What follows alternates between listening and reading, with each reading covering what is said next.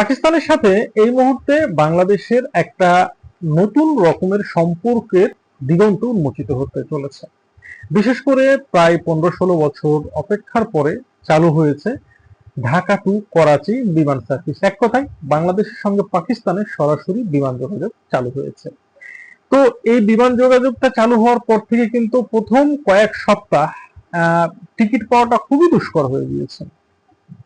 তো এরপরে টিকিট পাওয়া যাচ্ছে না বিষয়টা এমন না, টিকিট পাওয়া যাচ্ছে, তারপরেও কিন্তু একটু আগাম বা অগ্রিম টিকিট কেটে না রাখলে আপনার আমার জন্য একটু প্রবলেম হয়ে যাচ্ছে। সো বন্ধুরা, এই মুহূর্তে করাচি এবং ঢাকার মধ্যে যে বিমান ফ্লাইটটা চলতেছে, এখানে কিন্তু পাকিস্তান কোনোভাবেই লাভবান হচ্ছে না, লাভবান হচ্ছে শুধুমাত্র বাংলাদেশ। বিশেষ করে বাংলাদেশের এয়ারলাইন্স পাকিস্তানে চলাচলের অনুমতি পেয়েছে, বাট বাংলাদেশে কিন্তু পাকিস্তানের কোনো এয়ারলাইন্স তাদের এয়ারবাস অপারেট করতে পারছে না। এর পিছনে রাজনৈতিক কারণ আছে, সেই সমস্ত রাজনৈতিক কারণগুলো নিয়ে আর আমরা আলোচনা করছি না। তবে একটা পজিটিভ বিষয় যে মধ্যপ্রাচ্যের যে সমস্ত দেশে বাংলাদেশিরা বিমানের টিকিটের জন্য সিন্ডিকেটের শিকার হতেন, মূলত তারাই এখন অল্প খরচে এই ট্রানজিট সুবিধাটা নিয়ে পাকিস্তান থেকে মিডল ইস্টে যেতে পারছে।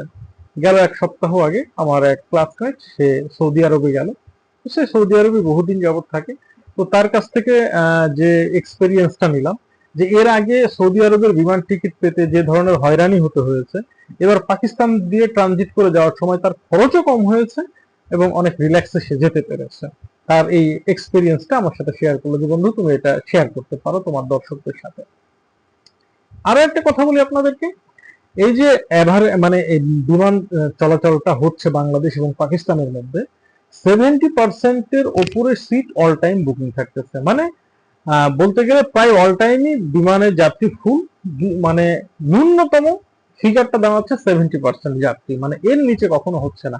সো এটা কিন্তু একটা মানে সত্যি মানে একটা মানে বিমান সংস্থার জন্য বা দুই দেশের মধ্যে বিমান চলাচলের যে মানে স্বার্থ উন্মোচিত হয় বা একটা লাভজনক অবস্থার যে মানে ক্যাশ কাউ পজিশন একটা আসতেছে, এটা বোঝা যায়। এবং আশা করা যাচ্ছে খুব অল্প সময়ের মধ্যে ঢাকার সঙ্গে লাহোরেরও বিমান যোগাযোগ চালু হয়ে যাবে এবং এখানেও কিন্তু অপারেট করবে বাংলাদেশেরই কোনো একটা এয়ারলাইন্স। সো দেখা যাচ্ছে এখন সপ্তাহে 2 দিন করাচি টু ঢাকা বিমান চলাচল করছে, সেটা হচ্ছে বৃহস্পতিবার এবং শনিবার। এবং আশা করা যাচ্ছে আগামী 2 থেকে 3 মাসের মধ্যে ঢাকা টু লাহোরের বিমান যোগাযোগ চালু হয়ে যেতে পারে। এই মুহূর্তে ঢাকা টু করাচি বিমান ভাড়া পড়তেছে অন ওয়ে প্রায় 30,000 এবং যাওয়া আসা মিলিয়ে 55,000। তবে যেভাবে সাড়া পাওয়া গেছে, অনেক বিশেষজ্ঞ মনে করছে এই ভাড়াটা 40,000-এ আসার সম্ভাবনা আছে বা তারও কমে আসার সম্ভাবনা আছে। যদি এটা হয় তাহলে মিডল ইস্ট যাওয়ার জন্য বাংলাদেশিদের জন্য সবচেয়ে বড় ট্রানজিট হয়ে যেতে পারে পাকিস্তান। যদিও বা বাংলাদেশ টু পাকিস্তান যাত্রী সেবায় পাকিস্তান লাভবান হতে পারছে না, কিন্তু এই ট্রানজিটের ফলে মিডল ইস্টের যে সমস্ত যাত্রীগুলো পাকিস্তান হয়ে বা সৌদি আরব বা দুবাই যাচ্ছে, সেক্ষেত্রে কিন্তু পাকিস্তান লাভের মুখ দেখছে। ইভেন বাংলাদেশ এয়ারলাইন্স এর জন্য কিন্তু পাকিস্তানের করাচি বিমান কর্তৃপক্ষ একটা খুব চমৎকার ভাবে মানে একদম কমপ্লিটলি ফ্রিতে একটা স্লটের ব্যবস্থা করে দিয়েছে। যাই হোক, এটা হচ্ছে তাদের ভ্রাতৃত্বের একটা কি বলবো অবদান স্বরূপ বা তাদের বাংলাদেশের প্রতি যে তাদের একটা ভ্রাতৃসুলভ আচরণ, সেই আচরণেরই একটা প্রতিফলন বলতে হবে। তো ঢাকা লাহোর যদি বিমান যোগাযোগ চালু হয়ে যায়, সেক্ষেত্রে কিন্তু সপ্তাহে 4 দিন পাকিস্তানের সঙ্গে বাংলাদেশের বিমান যোগাযোগ চালু হয়ে গেল। বিমান ভাড়া ওই একই থাকবে, তবে আশা করছি আমরা সেটা আগের থেকে আরো কিছুটা কমে যাবে।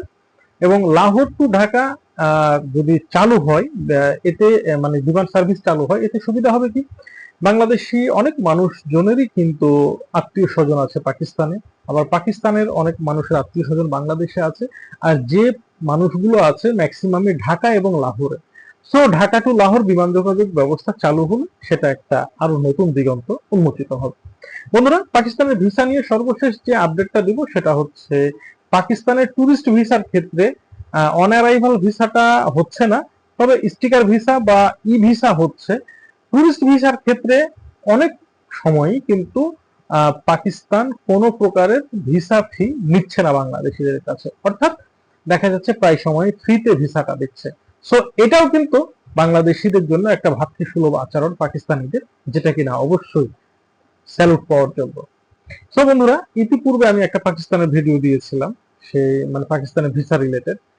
কোন এক ভারতীয় দর্শক খুব বাজে একটা কমেন্টস করেছে। মানে তাদের কথা অনুযায়ী বা তাদের মুখের ভাষ্য অনুযায়ী পাকিস্তান নিয়ে ভিডিও আমি করতে পারবো না। আমি জানি না এই দাদাগিরিটা তাদের কোথা থেকে আসে, বাংলাদেশিদের উপরে এত দাদাগিরি ফলানোর ইচ্ছা কেন তাদের। আসলে কমেন্টসটা এত বাজে কমেন্টস ইতিপূর্বেও দেখেছি আমি, পাকিস্তান নিয়ে মানে ভিডিও করলে ইন্ডিয়ানরা বাজে বাজে কমেন্টস করে। তবে এই কমেন্টসটা দেখার পরে আমার কেন জানি এতটা মানে রুচিহীন মনে হচ্ছে তাদেরকে, আসলে আর আমি ভাষায় প্রকাশ করতে পারছি না। যাই হোক, সকলে ভালো থাকবেন। আসসালামু আলাইকুম ওয়া রাহমাতুল্লাহ।